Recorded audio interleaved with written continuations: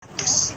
Tapi sekarang kalau kita ke warung gitu ya, terus kita mau beli teh botol atau kita ke minimarket ya mau beli teh botol, itu bisa di harga 2.500 sampai 3.000. Berarti itu kan udah termasuk juga dari efek inflasi. Kemudian tentunya kita investasi untuk cadangan finansial kita, kemudian meningkatkan aset, dan ada wawasannya. Kenapa nih kok ada wawasannya juga sih Kak gitu? Karena ketika kita berinvestasi gitu, otomatis kan investasi itu nantinya menjadi kebutuhan diri kita. Kita nggak boleh ikut-ikutan orang lain. Nah, nantinya kita analisis nih. Ketika kita analisis, kita pastinya juga membutuhkan wawasan yang luas. Oke, next. Nah, kalau tadi sempat dibahas kalau investasi itu penting gitu. Nah, sebenarnya gimana sih persiapan investasi yang aman dan nyaman? Ada saya rangkum 3 poin penting teman-teman. Yang pertama ada manajemen, kemudian ada mindset, dan ada metode yang akan digunakan. 3 poin ini pasti tanya-tanya dong, apa ya gitu, kira-kira dari mindset apa nih yang harus diubah dari mindset kita, kemudian metodenya metode yang bagaimana berinvestasi yang aman dan nyaman, kemudian bagaimana mengelola keuangan dengan baik dari pendapatan yang kita miliki. Oke, yang pertama-tama saya selalu bilang kita harus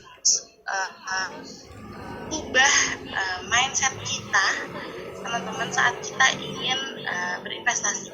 Kebanyakan orang itu maunya investasi itu untuk cepat kaya, untuk jadi sultan, untuk jadi seperti Raffi Ahmad gitu. Tapi sebetulnya makna investasi itu adalah kendaraan untuk mencapai tujuan keuangan. Itulah kenapa kita harus memilih investasi yang tepat dan cerdas. Sekarang mungkin nanti akan dibahas ya sama Pak Wahyudi lebih detail. Sebagai investor kita juga terlindungi loh. Nah, dengan kita sebagai investor terlindungi, tinggal kitanya nih memilih investasi yang tepat dan aman.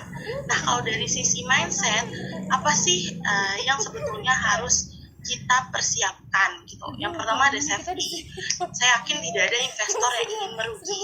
Karena itu faktor keamanan sangat penting dalam keputusan memilih jenis-jenis investasi. Jika tujuan utama teman-teman berinvestasi lebih untuk menjamin keamanan masa depan, maka idealnya jenis-jenis investasi yang dipilih nantinya memang nilai resikonya sangat rendah atau dijamin pengembaliannya.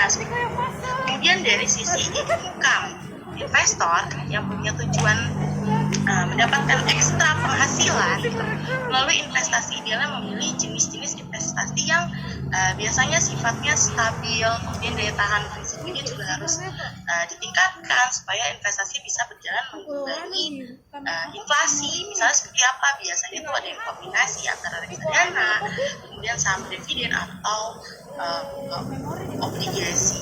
Kemudian ada growth, teman-teman.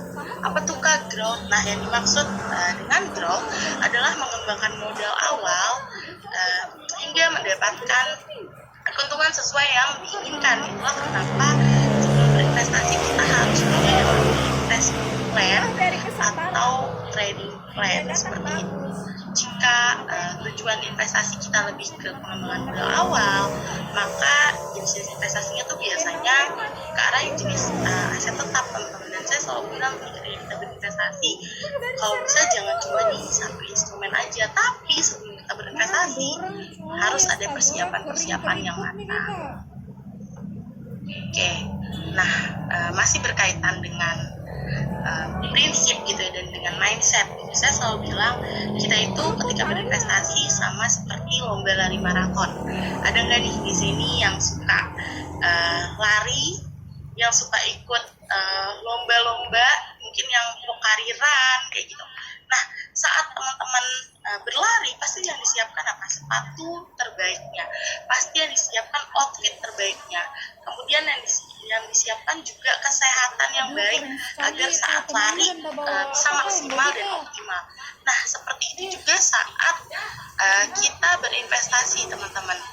Kita harus mempersiapkan dan memiliki prinsip nih, karena ketika kita berinvestasi itu kendaraan loh buat mencapai tujuan keuangan kita. Jadi kita nggak boleh nih asal-asalan, kemudian percaya langsung aja dengan misalnya omongan teman kayak gitu, kita nggak bisa. Yang pertama kita jangan berutang untuk membeli saham. Itulah